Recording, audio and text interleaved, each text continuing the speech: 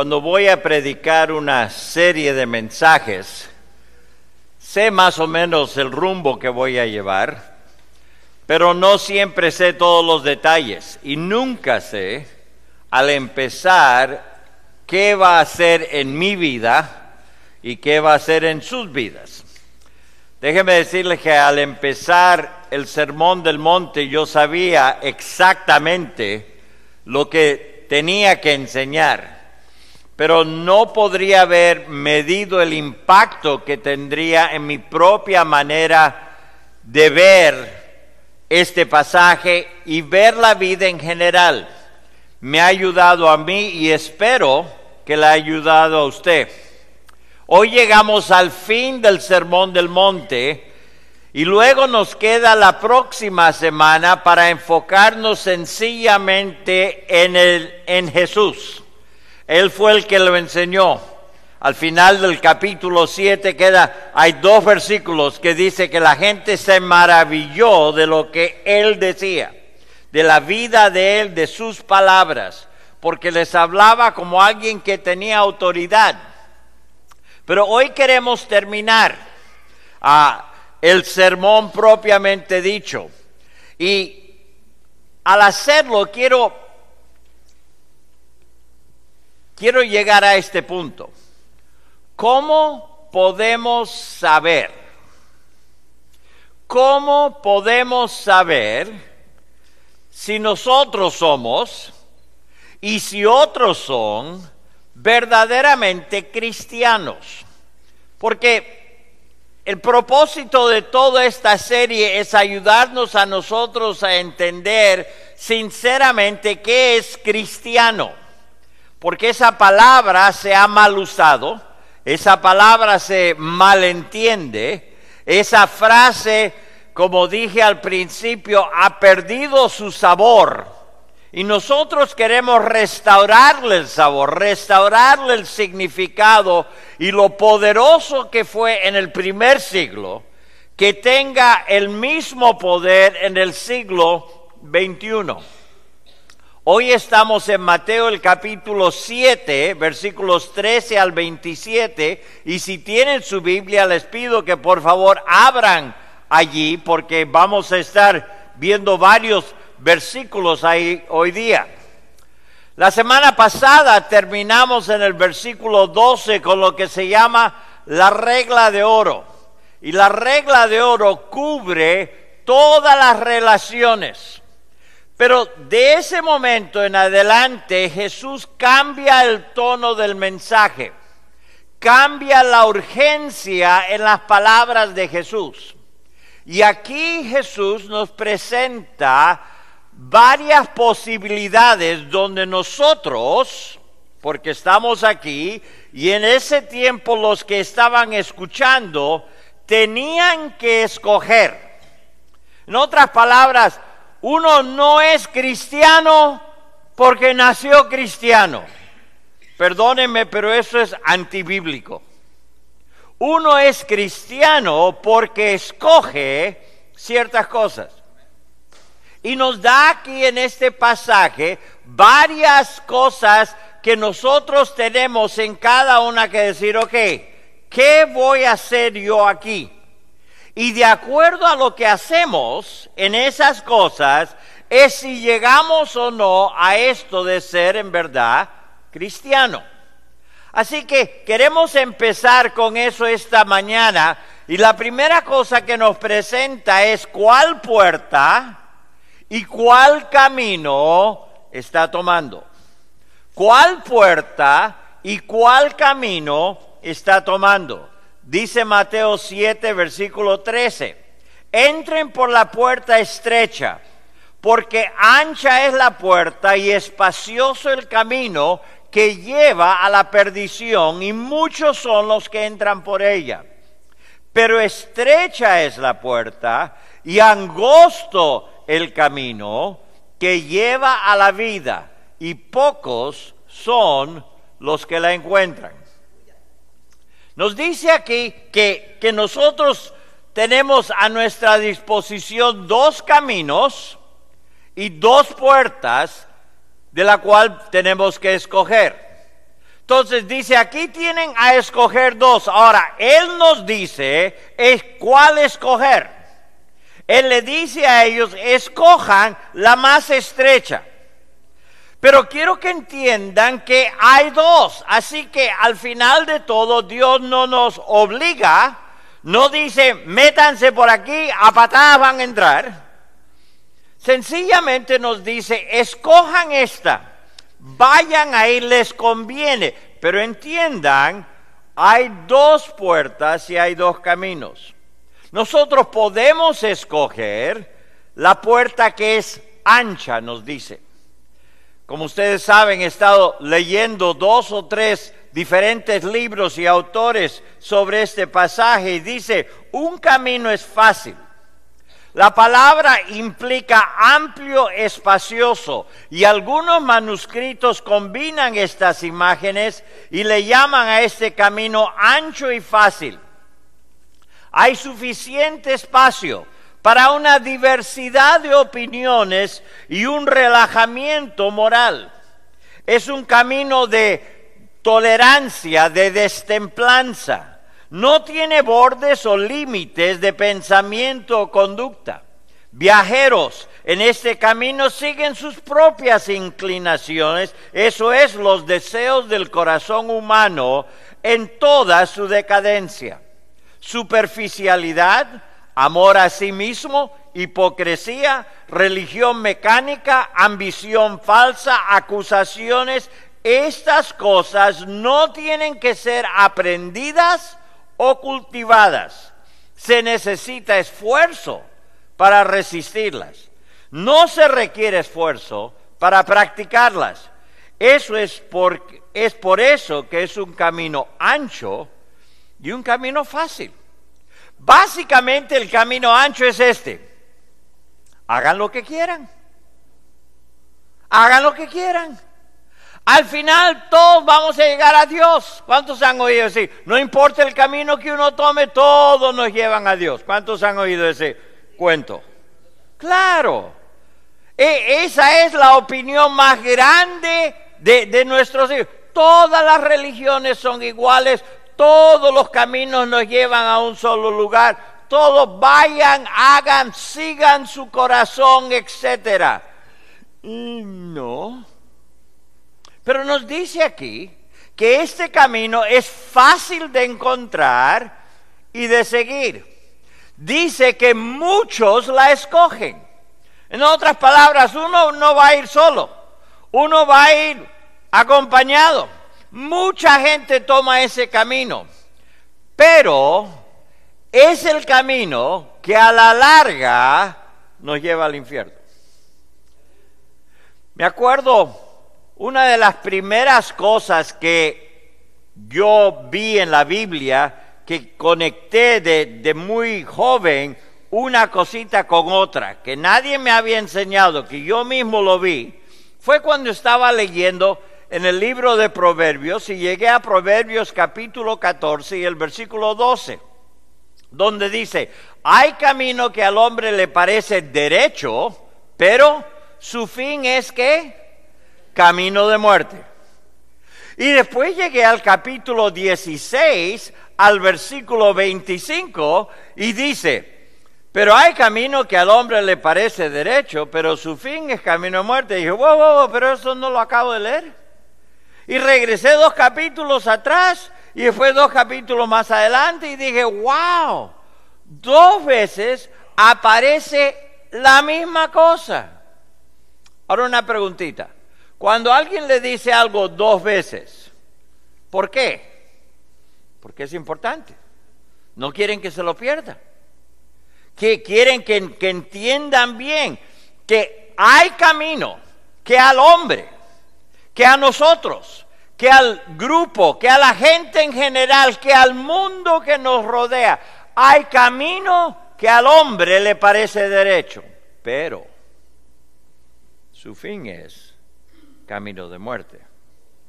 Este camino, aunque muchos la escogen, pero es el camino al infierno. El jueves, cada año, nosotros tenemos varias graduaciones de diferentes escuelas, inclusive esta misma tarde, por eso todo está así, porque hay otra graduación esta tarde. Pero cada año los de quinto grado que terminan en la escuela de CML, con quien nosotros como iglesia hemos tenido una relación ahora por 28 años creo, cada año me piden que yo le diga algo, unas palabras de sabiduría a los de quinto grado. Es interesante. ¿Qué decirle a los de quinto grado? Que están por entrar al sexto grado, donde apagan la cabeza por 3 años y a veces por 7. Amén. Sí, yo los conozco, los tengo aquí. Yo sé. ¿Qué le dice uno? Y este año yo estaba leyendo justamente aquí en Mateo y dije, escúcheme, hay un camino angosto y después hay el camino que todos toman. No estamos hablando de salvación, pero dije, en la escuela muchos van a hacer cantidad de cosas.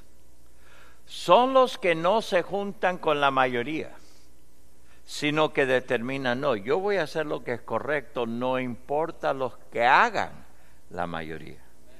Mami, pero todos lo están haciendo. El día que tenga que decir que todos lo están haciendo, ¿eso significa que el camino es ancho? ¿Que el camino hay mucha gente? Y que de seguro no va a llevar por buen camino. Entonces, nos dice aquí, eso está para escoger y cada uno puede escoger. Cada uno de nosotros puede escoger. No, yo quiero, y déjame decirle, yo he tenido jóvenes que me han dicho, no, yo quiero hacer esto y después cuando sea viejo como tú, arreglo todo. El problema es este. A veces no llegan a viejo. Y a veces cuando llegan a viejo están tan golpeados que el dolor, que toda, es mucho más difícil. Es mejor escoger, como dijo Jesús, el camino y la puerta estrecha, porque la puerta ancha nos lleva donde en verdad no queremos ir. Pero después también nos dice que podemos escoger la puerta estrecha. La puerta estrecha. Esto es muy importante. Su estrechez es debido a algo llamado revelación divina, la cual limita a los peregrinos a los confines de lo que Dios ha revelado en las Escrituras como verdadero y bueno. Ahora mucha gente dice, ay no, pero lo que Dios me manda a hacer, ay no, eso no es bueno porque hay tanto más para hacer. Dice, no, pero déjenme ayudarles. Es estrecho porque Él, de todas las cosas que hay, Él ha dicho, yo solamente quiero darles lo que es verdadero y lo que es bueno. No lo malo. Todos podemos aprender de lo bueno y lo malo, ¿sí o no? Pero si alguien nos dice de antemano, mira, haz lo bueno, sigue el plan y te va a ir mejor. ¿Cuántos han comprado un mueble en IKEA? IKEA. Qué interesantes son los muebles, ¿no? El error más grande que uno puede hacer con esos muebles es mirarlo y decir, yo puedo. Yo arreglo. Yo le doy. No, ¿qué hay que hacer? Hay que seguir el plano tal como está. Dice, toma esta cosita, mete este tornillito, no lo metas hasta el fondo, solamente hasta ahí. Y otro dice, no, ¿para qué ese tornillito? No. Y de repente se rompe todo. ¿Cuánto le ha pasado eso? Ajá. Hay camino que al hombre y a la mujer le parece derecho, pero su fin es mueble roto. No. Dice, esto es lo verdadero, esto es lo bueno. Ahora, alguien hace como 1700 años atrás dijo lo siguiente. Cuando habla de este camino que es estrecho, esta puerta, dice, el camino angosto y difícil también debe ser recibido como las palabras que dijo Jesús, un yugo fácil y una carga ligera. ¿Se acuerdan? Jesús dijo, venid a mí todos los que están trabajados y cargados, yo os haré descansar. Dice, mi yugo es fácil y ligera mi carga. Entonces Él nos está diciendo, las cosas que yo les estoy dando, aunque parece que no dejan que uno haga todo lo que quiera, lo que estoy haciendo, dice Jesús, es que en verdad les voy a dar lo que es más fácil. Toda la vida es un yugo. La cosa es si es un yugo a la medida de uno o si es un yugo que no es para uno. Y muchas veces cargamos con yugos que no nos pertenecen y eso duele más. Ahora, regresando a la puerta estrecha, dice, el camino es más difícil cuando uno entra por la puerta estrecha. Solo son pocos los que la encuentran, dice Jesús.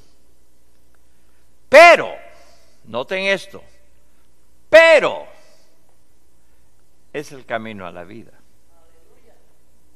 Es el camino a la vida. Dice Juan el capítulo 5 y el versículo 24, nos habla y nos da estas palabras, de cierto les digo, el que oye mi palabra y crea al que me envió, tiene vida eterna. Y no será condenado, sino que ha pasado de muerte, ¿a qué? A vida. Jesús más adelante en el capítulo 10, versículo 10, la segunda parte dice, yo he venido para que tengan vida y para que la tengan ¿en qué? En abundancia. Yo no sé de ustedes. Yo quiero vida en abundancia.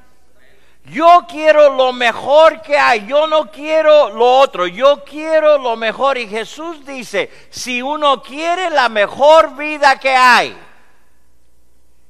tiene que escoger entrar por la puerta estrecha. Jesús parece haber anticipado que sus seguidores serían, o por lo menos aparentarían ser, o se sentirían como un grupo minoritario y despreciado. Él vio a multitudes en el camino ancho, riéndose, despreocupados, sin ni siquiera pensar en el final horrendo hacia el cual se dirigían.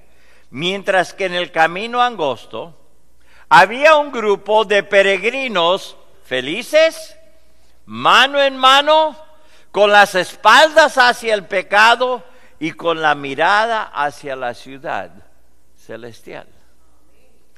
Muchas veces la juventud y los adultos piensan, pero si sigo a Cristo, me voy a perder algo en la vida. Y tienen razón. Se van a perder mucho dolor, se van a perder mucha angustia, se van a perder muchas cosas que a la larga usted en verdad no quiere. Hay mucha culpa en esta vida. Jóvenes, búsquense a alguien que tiene 30 años más que usted. Y créame, en este cuarto sobra. Vaya a ellos y pregúnteles si podrías vivir la vida otra vez. ¿Qué le dirías a tu persona de mi edad?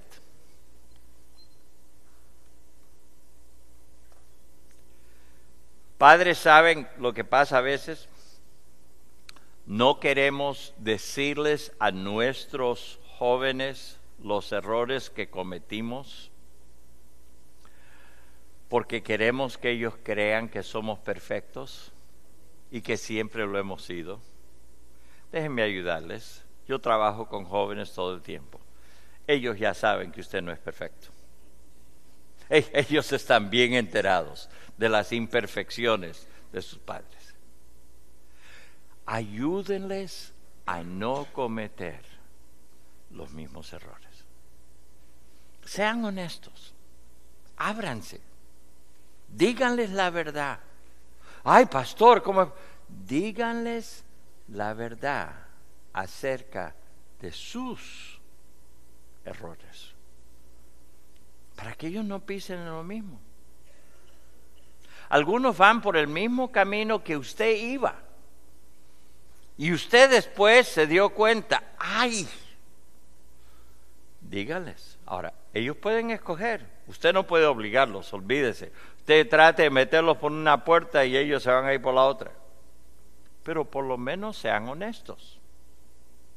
En los boletines hoy en día hay una hoja en inglés, y está en inglés aunque está en el boletín, porque necesitamos jóvenes, solteros y casados, adultos, que inviertan en los jóvenes de middle school y high school. Necesitamos, ¿por qué? Porque la experiencia nos enseña mucho. Y necesitamos ayudarle. Si dicen, bueno, que aprendan como yo, ¿en verdad quieren que aprendan a golpes? No. Ayudemos. Si usted dice, yo no puedo cada semana, por lo menos diga, yo tengo una historia que quiero, si le sirve, pastor, ayude esto con los jóvenes. ¿Por qué? Si el Señor demora su venida, si tenemos otros 30 años aquí, ¿quieren saber algo? Ellos tienen todo un mundo que van a tener que enfrentar. ¿Por qué no enfrentarlo desde la puerta estrecha? Desde el camino que parece ser un poquito más difícil, pero el camino que los lleva a ellos a la verdadera vida. Entonces, primero es, ¿cuál camino? ¿Cuál puerta?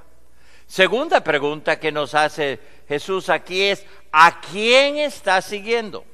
¿A quién está siguiendo? Regresamos a Mateo 7, capítulo 7, versículo 15. Cuídense de los falsos profetas que vienen a ustedes disfrazados de ovejas, pero por dentro son lobos rapaces. Ustedes los conocerán por sus frutos, pues no se recogen uvas de los espinos, ni higos de los abrojos. Del mismo modo, todo buen árbol da buenos frutos, pero el árbol malo da frutos malos.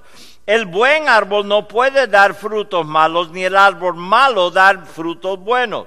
Todo árbol que no da buen fruto es cortado y echado en el fuego. Así que ustedes los conocerán por sus frutos. Dice una traducción viviente, dice, así es, de la misma manera que puedes identificar un árbol por su fruto, puedes identificar a la gente por sus acciones. Aquí en este pasaje Jesús presentó un claro peligro para sus seguidores en toda época de la historia. Y este problema, este peligro, eran profetas y maestros falsos. Profetas y maestros falsos. En los tiempos de Jesús, ya algunos estaban tomando las palabras de Jesús y las estaban cambiando.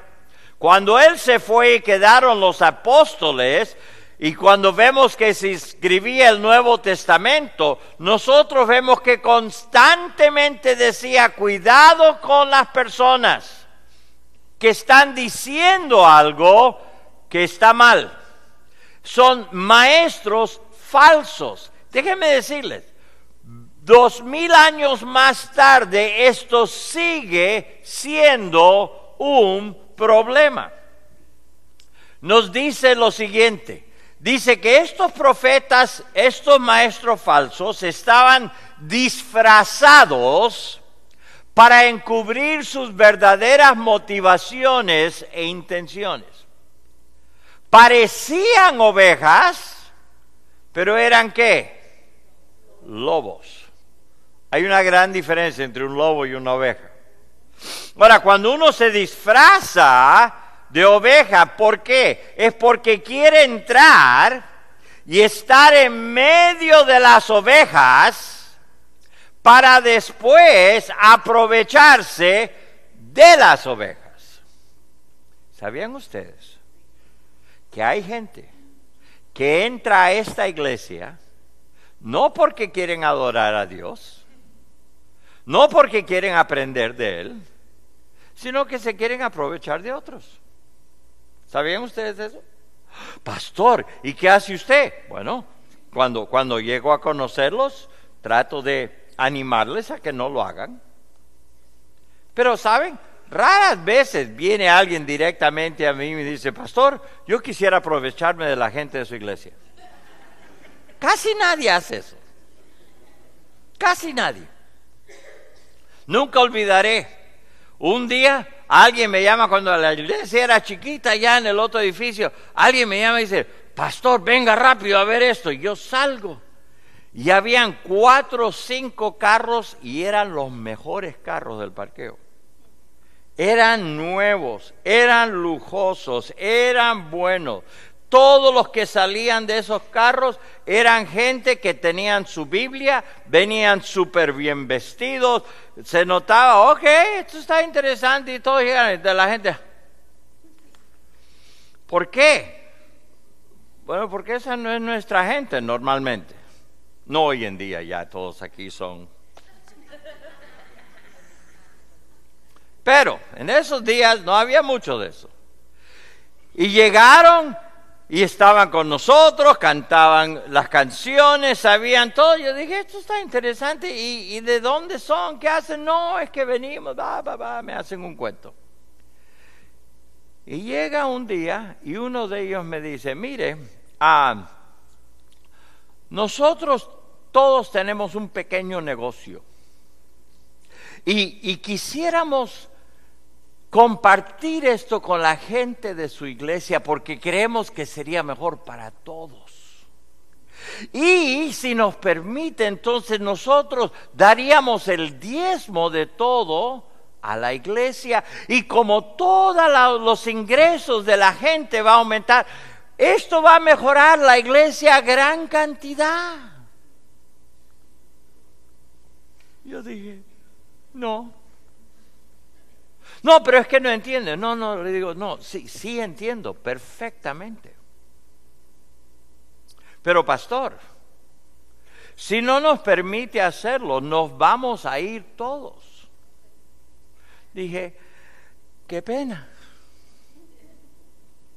Y se fueron todos.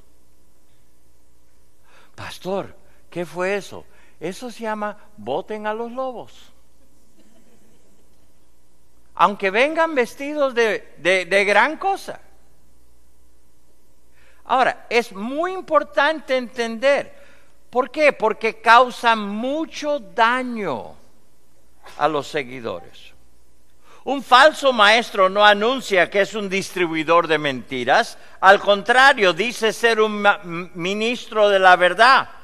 Sabiendo que los cristianos son personas confiadas, encubre sus designios oscuros y los esconde tras un velo de piedad cristiano con la esperanza que su disfraz inofensivo evite que sea descubierto. ¿Y qué dice Jesús de esto? ¿Qué dice Él de esta situación? Dice, debemos tener cuidado. ¿Cómo? Bueno, nos da 4 cosas. Número 1, manteniendo la guardia. Uno siempre tiene que estar con los ojos abiertos. Uno siempre tiene que estar pendiente de que hay gente malintencionada. No solamente que entra por las iglesias, sino que muchos entran por sus radios, por sus televisores, por los libros, por muchas cosas. Uno tiene que mantener la guardia en todo momento. Segundo, debemos constantemente estar orando y pidiendo discernimiento. Entiendan, yo como pastor voy a muchos lugares a escuchar muchos pastores, muchos maestros. Muchas veces voy a lugares y sinceramente no sé qué va a salir. ¿Qué hago? Señor, ayúdame, dame discernimiento, muéstrame lo que es verdad, aléjame de la mentira. No quiero sacar de aquí algo que le haga daño a nuestra iglesia. Tienes que darme discernimiento. Y a veces estoy en situaciones que me siento muy incómodo, pero Dios me muestra, aquí hay una perla que quiero que saques de aquí. En otras situaciones me siento muy cómodo y Dios dice, aléjate de eso.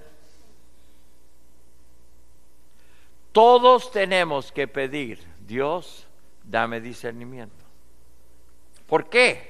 Porque si nosotros solamente somos conmovidos por las cosas grandes e interesantes, eso es peligroso. Porque el diablo sabe hacer eso muy bien. Tenemos que tener mucho cuidado. Tercero, usando nuestras facultades críticas. A veces gente cree que llegan a la iglesia y tienen que apagar el cerebro. No hagan eso. No hagan eso aquí. No hagan eso en ningún lado. La Biblia nunca nos dice apagues lo que Dios te ha dado. No. Si Dios nos ha enseñado, si Él nos ha dado verdad, Él nos pone aquí para que nosotros prestemos atención a las diferentes cosas que están pasando. Y nunca, nunca dejemos de estar vigilantes. Nunca dejemos. Ahora, quiero hacer hincapié en una cosa. No debemos estar demasiado impresionados por lo externo. Su encanto, su educación, sus doctorados, sus honores eclesiásticos. No debemos ser tan ingenuos como para suponer que si tiene títulos elevados, que de seguro es un embajador verdadero y fidedigno de Cristo. Debemos mirar debajo de la apariencia a la pura realidad. Uno tiene que ir más allá, constantemente. ¿Por qué? Porque hay algunos que se meten entre las ovejas, pero son lobos. ¿Qué fruto produce la vida de esas personas? Eso es lo que debemos hacernos la pregunta. ¿Qué fruto produce? ¿Por qué? Porque cada vida es un reflejo de lo que en verdad cree. La vida es el reflejo de lo que en verdad cree. La vida suya, la vida mía, es un reflejo de lo que creemos. Cada vida es como un árbol que solo produce lo que es. En otras palabras, solamente puede reproducir el carácter de uno mismo. John Stott, uno de los autores que he leído durante este tiempo, dijo lo siguiente: ningún árbol puede esconder su identidad por mucho tiempo. A la corta o a la larga se da a conocer. ¿Por qué? Por su fruto. Por su fruto. ¿Qué está produciendo? Esto es muy importante. La Biblia nos dice que como pastores, la gente debe poder ver el fruto de nuestra vida y después seguirnos. Ver el fruto, no solamente oír las palabras, pero ver el fruto. Yo conozco cantidad de hijos de pastores que no van a la iglesia hoy. ¿Por qué? Porque escuchaban a su papá decir una cosa aquí y hacer otra cosa en casa. ¿Saben algo? Esa fue una de las motivaciones más grandes de mi vida, de que sea consecuente una cosa con la otra. ¿Por qué? Por mis hijos. Yo no quiero que ellos dejen la iglesia. Padres quieren que les diga la verdad. Usted no tiene que estar parado aquí predicando para que lo mismo suceda.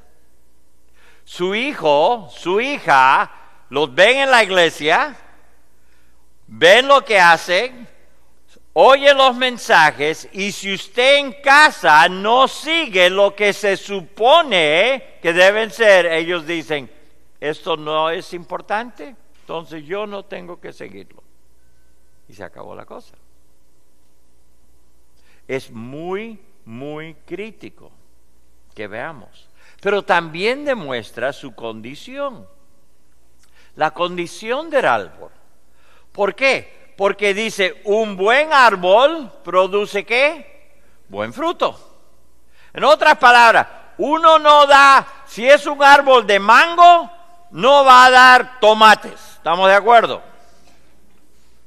Y tomates no va a dar mango.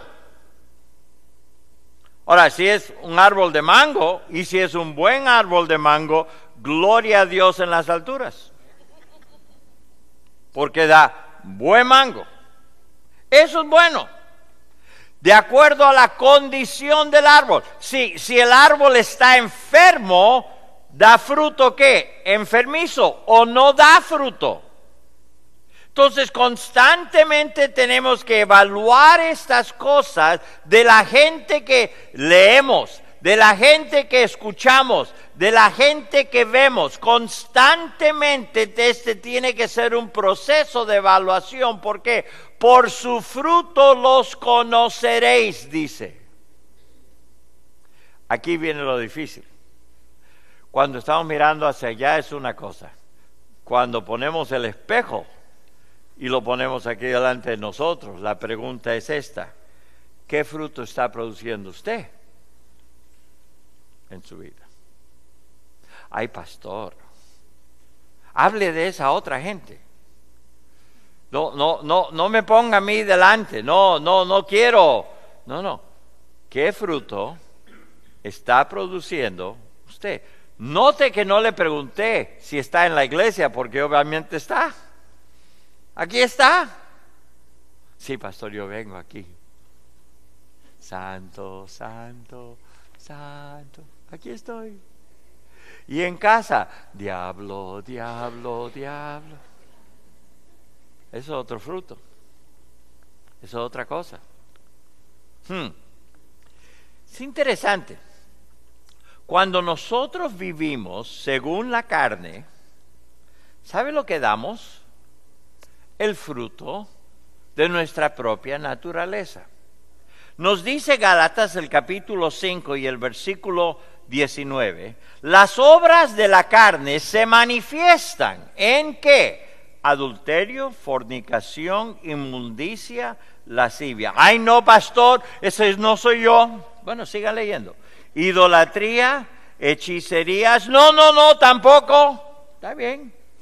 Enemistades, pleitos, celos, iras, contiendas, disensiones, herejías, envidias, homicidios, borracheras, orgías y cosas semejantes a esas. Por si acaso decimos, bueno, no agarró la mía. Cada vez que hay una lista de pecados, vemos a ver si la nuestra no cayó. Pero después le añade y cosas como esa. Ay. ¿Qué está produciendo usted? ¿Cómo es su vida? La gente que está a su alrededor dice, aquí hay una persona que es pacificador, aquí hay una persona que no es un buscapleitos, aquí hay una persona que se lleva bien con todos, aquí hay una persona que constantemente uno ve su vida y dice, no, o miren, dice, ay, escóndete que ahí viene fulano. Ese cristiano, y lo dicen entre comillas, ese cristiano busca pleitos. Ese cristiano que está así, cuidado con esa persona.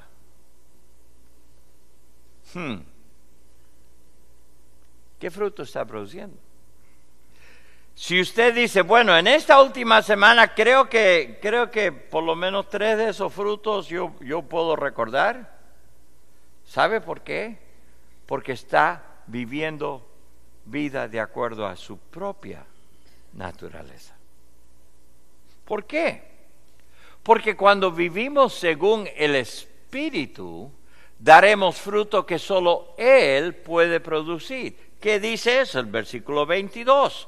Pero el fruto del Espíritu es amor, gozo, paz, paciencia, benignidad, bondad, fe, mansedumbre, templanzas. Contra tales cosas no hay ley, y los que son de Cristo han crucificado la carne con sus pasiones y deseos. Si vivimos por el Espíritu, vivamos también según el Espíritu.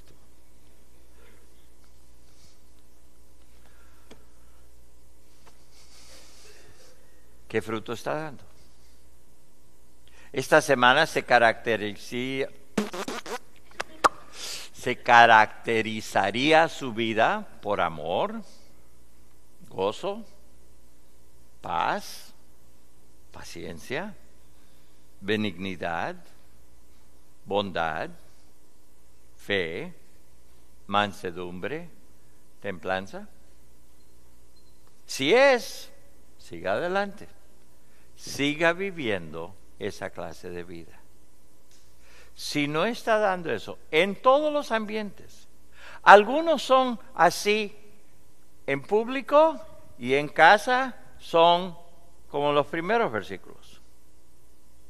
Otros son los primeros versículos fuera de la iglesia y después quieren que todos crean que son según los últimos versículos dentro de la iglesia. No.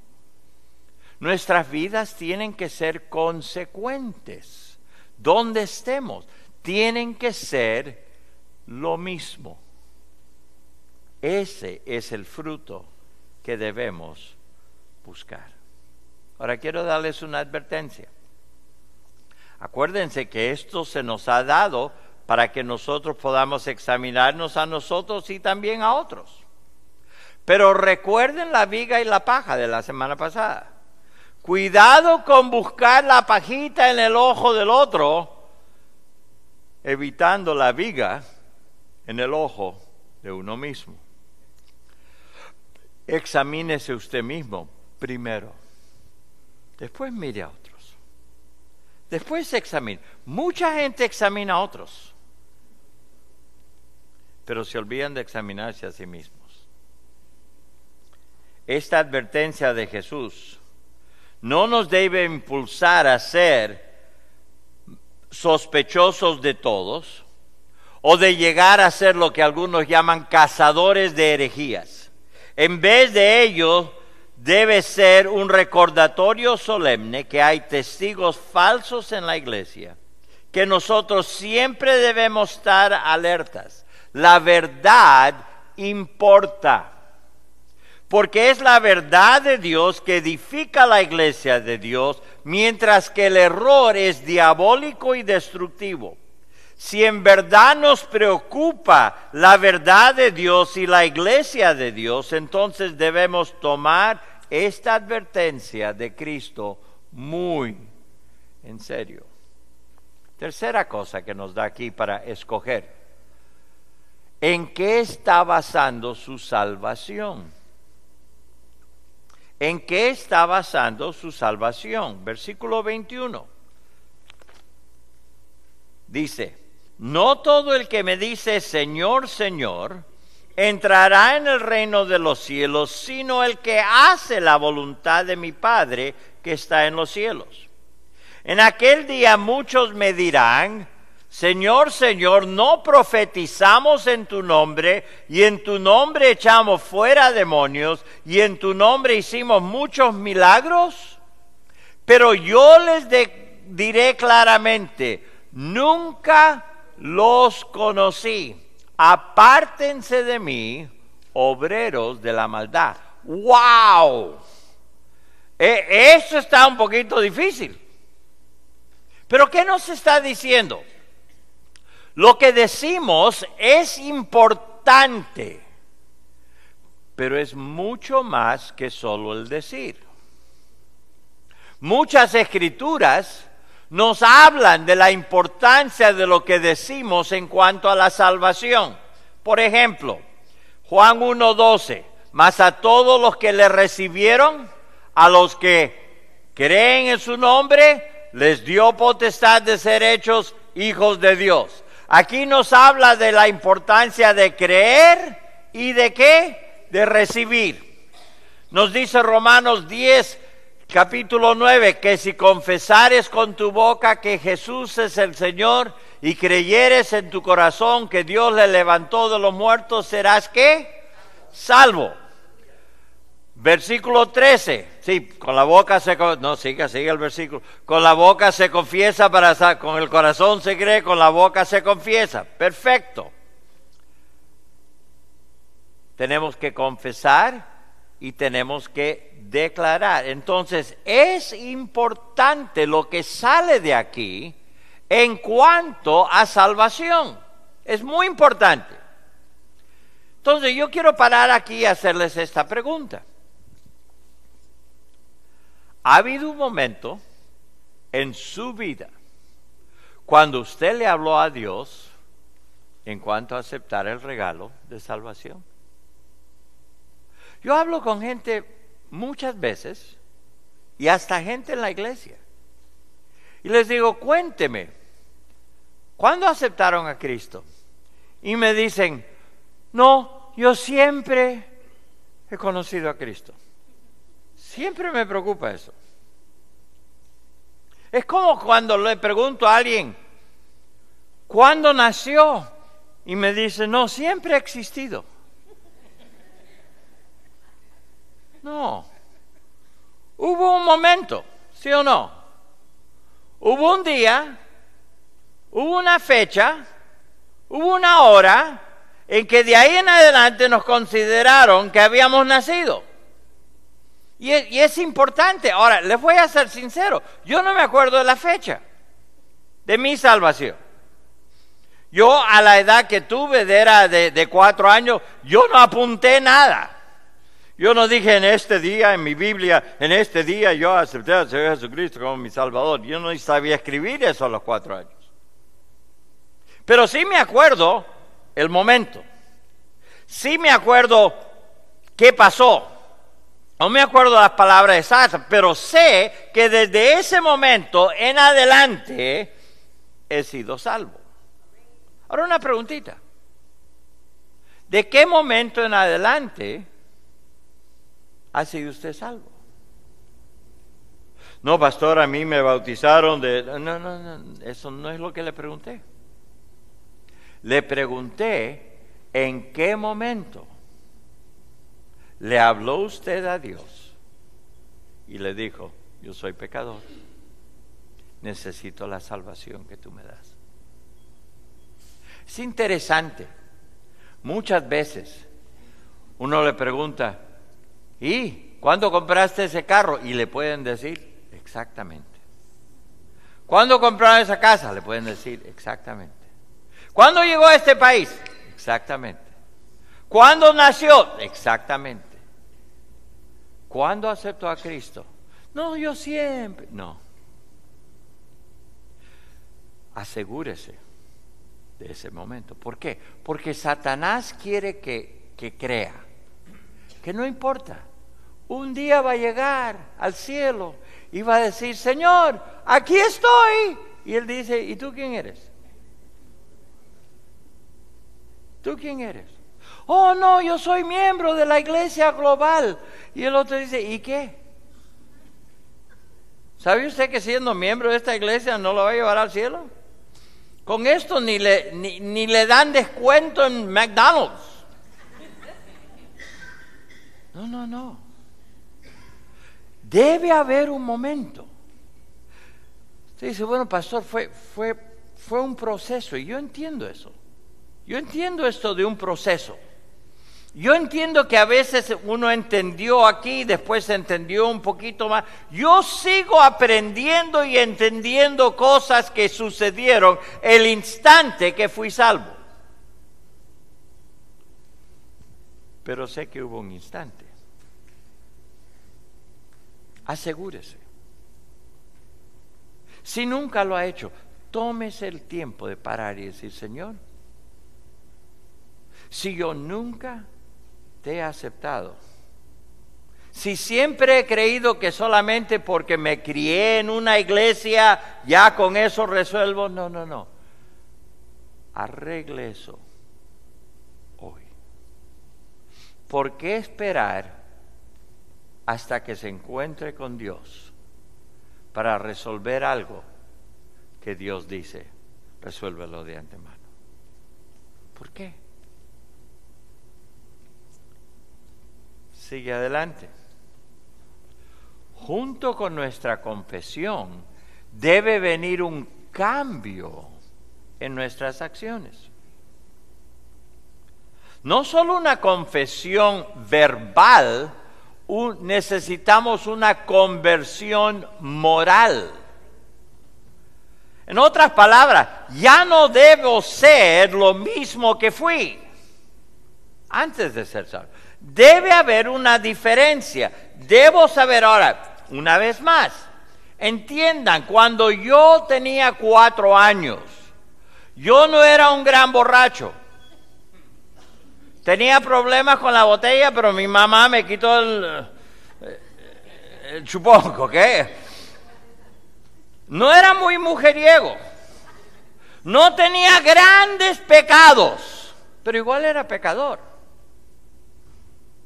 Otros han vivido más tiempo y hay más costumbre, pero todo es igual, todo es pecado. Estamos muertos y tenemos que pasar de muerte a vida. Y debe haber algo marcado en nosotros, una diferencia entre una cosa y la otra. Tiene que ser no solo de labios, sino de toda la vida. El cambio es la diferencia entre decir y ser. Decir y ser. Esto es lo bueno en español. No es cuestión de estar, es de ser. Yo he sido salvo desde este punto. No es que estoy salvo, porque eso lo puedo perder. Ser y estar, algo que desafortunadamente en inglés no sale tan bien, pero en español es tan claro la salvación. Es cuestión de ser salvo. Ahora, quiero que noten algo. Algunos de ustedes que están tomando la teología aquí, esto no es salvación por obras. Esto es obras debido a nuestra salvación. No es que uno cambia para ser salvo. No, uno cambia porque es salvo. Y debe haber ese cambio entre pensar, hablar y ser. Los que decimos ser cristianos, en un tiempo hicimos una profesión de fe en Jesús, en una conversación privada o en público por medio del bautismo. Aparentamos honrar a Jesús refiriéndonos a Él como el Señor o como nuestro Señor. Cantamos himnos y canciones expresando nuestra devoción a Cristo y aún ejercemos una variedad de ministerios en su nombre. Pero Él no queda impresionado por nuestras palabras ortodoxas o piadosas. Él todavía quiere ver de nosotros evidencia de nuestra sinceridad por medio de las buenas obras de obediencia. Esto es lo que Él quiere ver en nosotros. Entonces, ¿en qué está basando su salvación? Segundo, ¿en qué está basando su vida? ¿En qué está basando su vida? Noten los versículos 24 al 27. Dice, a cualquiera que me oye estas palabras y las pone en práctica, lo compararé a un hombre prudente que edificó su casa sobre la roca. Cayó la lluvia, vinieron los ríos, soplaron los vientos y azotaron aquella casa, pero ésta no se vino abajo porque estaba fundada sobre la roca. Por otro lado, a cualquiera que me oye estas palabras y no las pone en práctica, lo compararé a un hombre insensato que edificó su casa sobre la arena. Cayó la lluvia, vinieron los ríos, soplaron los vientos y azotaron aquella casa, y ésta se vino abajo, y su ruina fue, y aquí está esa palabra en esta versión, estrepitosa. ¡Wow! ¿Qué significa eso? No sé, pero me parece trágico. Me parece... Es interesante cuando uno ve esto y dice, ¿en qué está basando su vida? Mientras que los versículos previos nos hablaban de la diferencia entre el decir y el ser, estos versículos nos hablan de la diferencia entre el oír y el hacer. Eso es diferente. La clave de la vida es el fundamento sobre la cual edifica. El fundamento. Es interesante. El fundamento no se ve en la mayoría de las construcciones, ¿sí o no? Está ahí abajo. Para mí fue muy interesante cuando hicimos todo esta construcción y todo eso.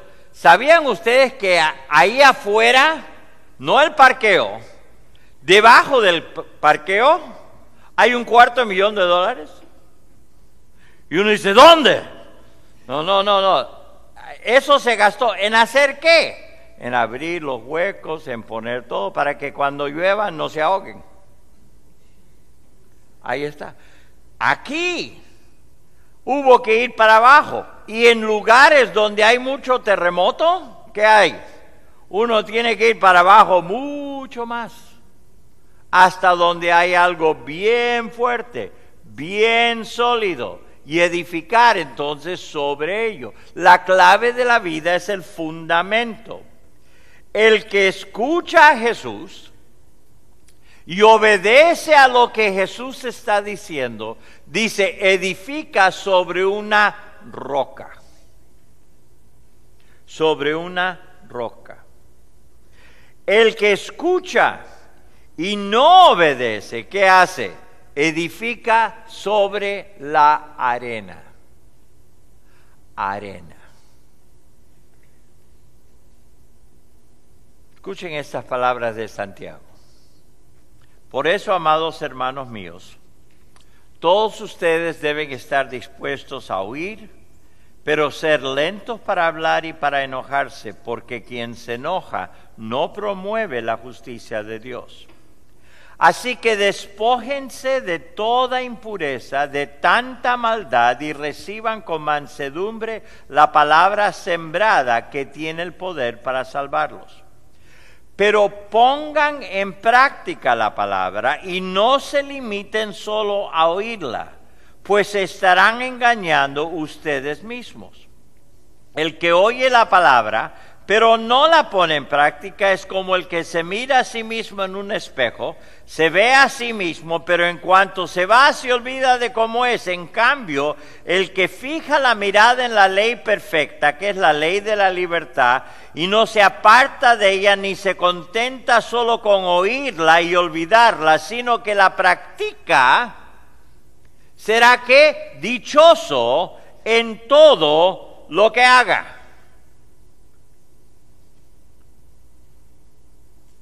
Escuchar y obedecer. Por varias semanas les he hecho la misma pregunta. ¿El Señor le ha mostrado algo que debe empezar a hacer o algo que debe dejar de hacer. Y la mayoría de la gente en un momento u otro ha levantado la mano. Sí. Mi pregunta es, ¿ya lo hizo? No. ¿Quiere que le diga qué está pasando? Su arena no va a aguantar cuando vienen los problemas. ¿Por qué? Porque la verdadera prueba del fundamento yace en las tormentas de la vida. Cuando gente entra a la iglesia, seamos honestos, el hecho de que llegaron significa que en muchos aspectos va mejor que todos los demás que están afuera, ¿sí o no? Y uno llega y dice, ay, por lo menos estoy mejor que ese tipo que va seguro gozándose este domingo. Allá, miren cómo va en su bicicleta. Ay, cómo quisiera irme en bicicleta. No, yo estoy en la iglesia. Yo, aquí me porto bien. Uno mira y uno no sabe.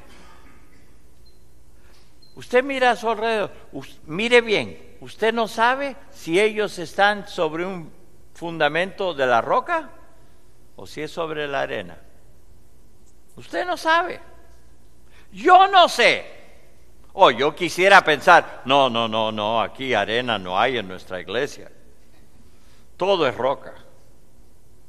Pero la verdad es que cuando vienen las pruebas, cuando vienen las tormentas, ahí es donde uno se da cuenta. Ahí es donde uno ve, Yo he visto a personas que han pasado por tormentas bien fuertes en la vida y cuando empujan se han caído de cara y cuando ponen la mano para levantarse, no hay base y se hunden. He visto otros que han pasado la misma tormenta y a veces peor, pero que ponen y ahí abajo está la roca firme sobre la cual han edificado su vida y sobre eso se apoyan para levantarse y seguir adelante. Esa es la diferencia. Las tormentas de la vida. Muy importante que nosotros recordemos.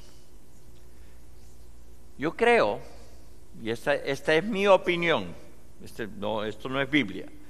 Mi opinión es que a veces somos probados para que nosotros mismos sepamos cuán firme es el fundamento sobre el cual estamos edificando. A veces pasamos situaciones y cuando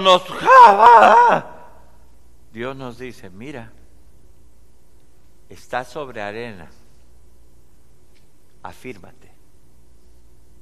Afírmate. En otras situaciones, yo creo que las pruebas vienen y todos se dan cuenta cuán firme es el fundamento. A menudo vienen esas pruebas. Y uno dice, pero yo pensé que eran más fuertes de lo que son. A ver, pastor, ¿de qué está hablando? Bueno, a veces es el desempleo, a veces es la muerte inesperada de un ser querido, a veces es la enfermedad, a veces es la desilusión, uno pensaba que algo se iba a dar y después no se dio y eso lo deja a uno.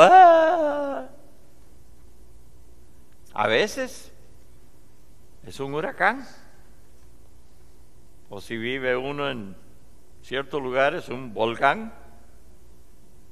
A veces son cosas políticas, sociales, económicas.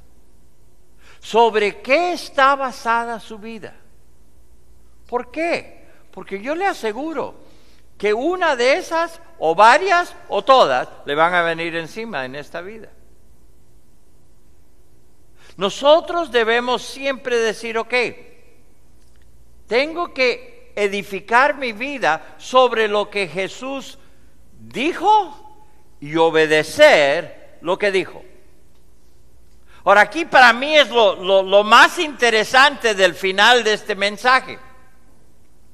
Dijo un autor, y esto es largo, así que síganme, ¿ok? Pero lo puse aquí para que lo vean. Jesús dijo que esta casa del carácter cristiano será acosado de 3 direcciones. Las inundaciones vendrán de abajo. Los vientos soplarán de los lados y la lluvia descenderá de arriba. Solo hay un lado que no se menciona, de adentro. Ahora, sigue.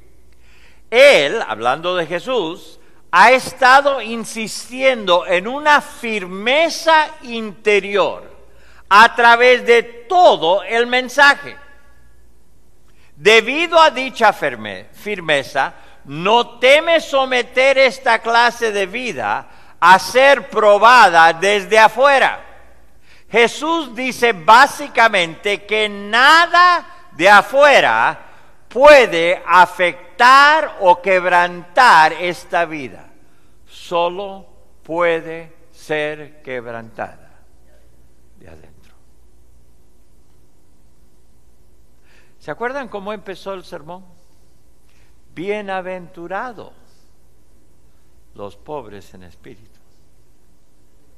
Bienaventurados los de limpio corazón. ¿Se acuerdan de eso? ¿Y qué fue una persona bienaventurada? Una persona bienaventurada es aquella persona que no es afectada por las cosas que están sucediendo a su alrededor, porque tiene una firmeza interior que le da todo lo que necesita para aguantar esto. Déjenme decirles algo. Esta vida es una serie de tormentas. Una serie de tormentas. He aprendido algo. Uno puede ir en bicicleta con cantidad de agua cayéndole encima. Uno puede agarrar, y si el viento no lo tira, uno puede empaparse en todo lado y seguir pedaleando. Lo único que para es cuando uno mismo dice, ya no puedo. Lo único. Este verano, con el favor de Dios, mi esposa y yo vamos a hacer 1000 millas durante el mes de julio en la bicicleta. 1000. Gente me dice, ¿cómo va a hacer eso? Yo digo, sigue pedaleando. Sigue pedaleando. Si uno sigue pedaleando, el día que diga, ya no pedaleo más, ahí quedó. Hermanos, Jesús nos ha dado aquí todo lo que nosotros necesitamos para seguir pedaleando en esta vida. Venga lo que venga. Usted dice, ay, pastor, ¿se acuerda hace 10 años la situación económica? Sí, fue terrible. ¿Quieren que les diga algo? Puede venir algo peor. Ay, no, pastor, que Dios no lo quiera. ¿Y si lo quiere? ¿Saben algo? Sobre la roca podemos igual. Ahora apunten esto, cristiano. Cristiano es aquel que ha escogido a Jesús como el camino, no un camino, el camino. Y personas pueden ver el fruto visible de Cristo formado en ellos. ¿Apuntaron eso? Y sigue la próxima. Su salvación y su vida están edificadas sobre la verdad transformadora de creer y obedecer todo lo que Jesús dice. Eso es cristiano. Inclinen su rostro, por favor.